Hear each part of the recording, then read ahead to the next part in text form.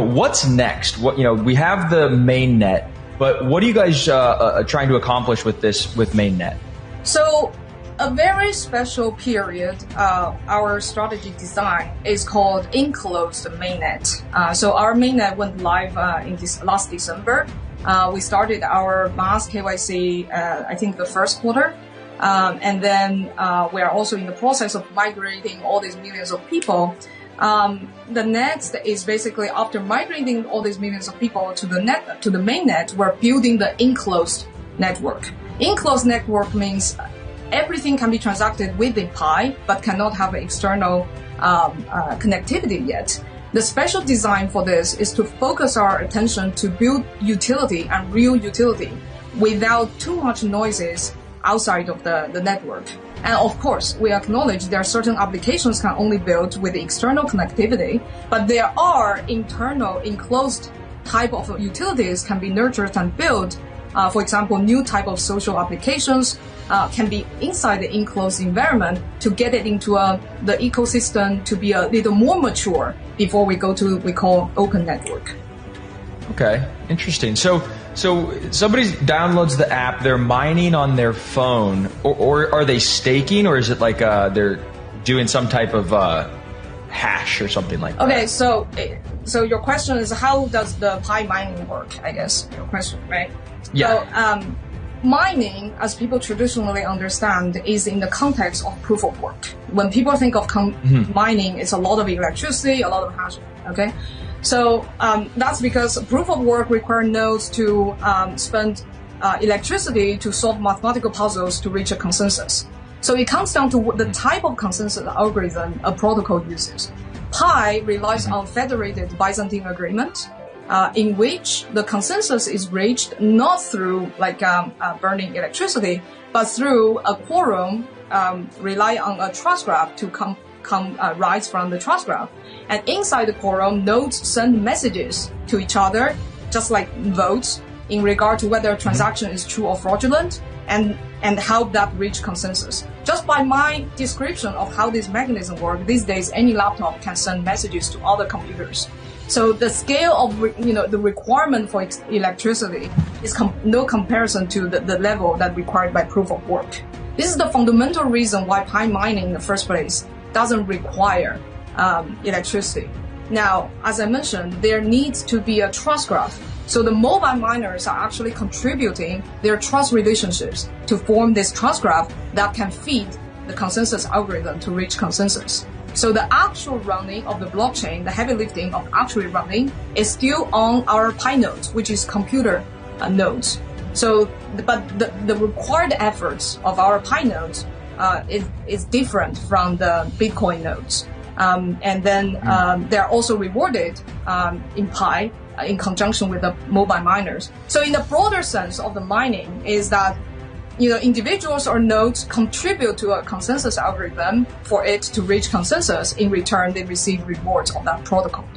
You guys envision Pi Network ever interacting, or Pi Network users ever interacting with their Pi tokens on other chains, right? Is it going to be this cross-chain future with bridges or atomic swaps, or is it kind of going to be maybe like one blockchain to rule them all? What's your guys' view? Yeah, well, the sky's the limit.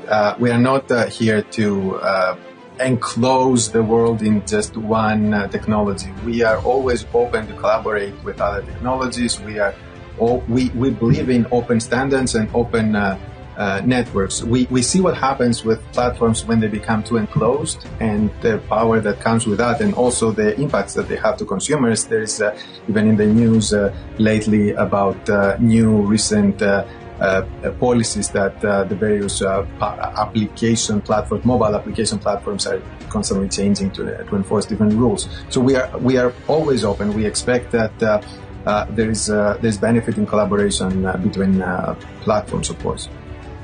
Yeah, so speaking of that, I heard the other day Apple kind of came out with these new rules about any sort of crypto transactions that happen through their app, like an app that was downloaded through the Apple Store, like they're supposed to now be collecting 30%. Have you guys heard about this? We did. roughly, yeah. Yeah. Yeah, so I mean, the world is still in the phase, including, tech giants or regulators still figure out how crypto can fit into the existing economy. And that is the process as a crypto builder also need to be patient and follow and then adjust in order to, fit in at the same time create innovation. Yeah, that's where open standards help. That's where open standards help. Being more accessible through the web, through technologies that are open helps push the ecosystem forward. Yeah, I was going to say basically the same thing. Like they're kind of pushing people away from mobile and back to web. There could be this renaissance of like these open web-based applications as opposed to just like, mobile first and mobile only applications. So it'll be interesting to see. We several years ago we made a pretty unexpected move. We are all about user experience and producing a better user experience for our users. But at some point we did something counterintuitive to user experience, which is we had the Pi app and we created the Pi browser.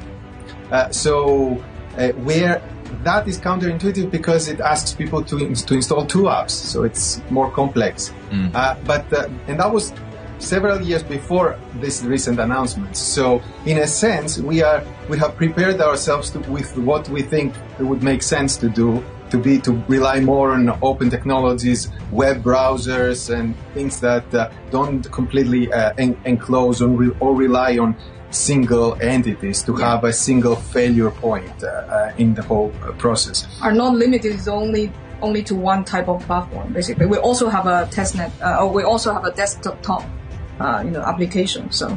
I see. Yeah. Yes. So many different access points for the application. Yes. And redundancy points to work on the web, to work on different infrastructures and technologies.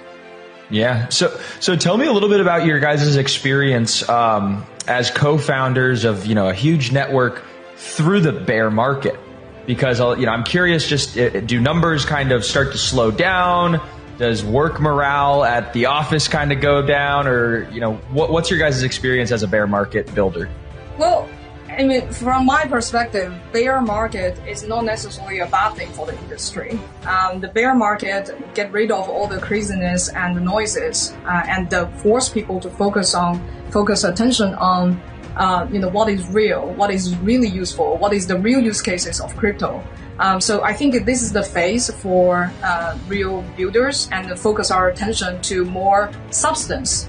So bringing substance to the industry to get ready for the next wave of bull market. And as for Pi, we're basically sheltered from that, especially because of our design of the enclosed network. Yeah, so the enclosed network by construction is shielded from any market conditions. So.